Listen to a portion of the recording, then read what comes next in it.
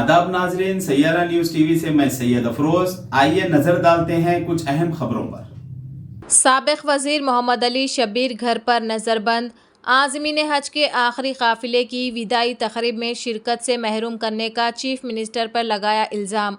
तेलंगाना कांग्रेस के senior leader व साबिक वजीर मोहम्मद अली शब्बीर को आज जुबली हिल्स की पुलिस ने इन्हें घर पर नज़रबंद कर दिया, जिस पर मोहम्मद अली शब्बीर ने चंद्रशेखर राव हुकूमत के रवैये पर शदीद एहतजाज किया।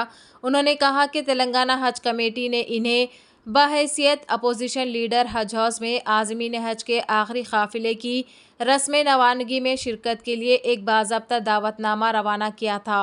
ताहम पुलिस ने आज सुबह जुबली हिल्स वाक़े इनकी क़यामगाह पहुंचकर इन्हें घर से बाहर जाने नहीं दिया, जिससे इन्हें काफ़ी हैरत हुई, जिससे वो हज हाउस जाने और आज़मीन के साथ मशगूल होने के मौके से महरूम रह गए।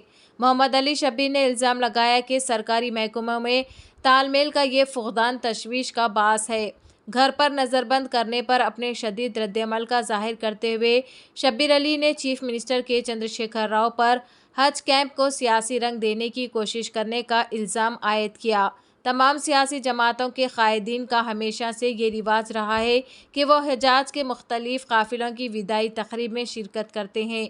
इसे सियासी एजेंडे से हटकर एक मुक़द्दस अमल के तौर पर देखते हैं।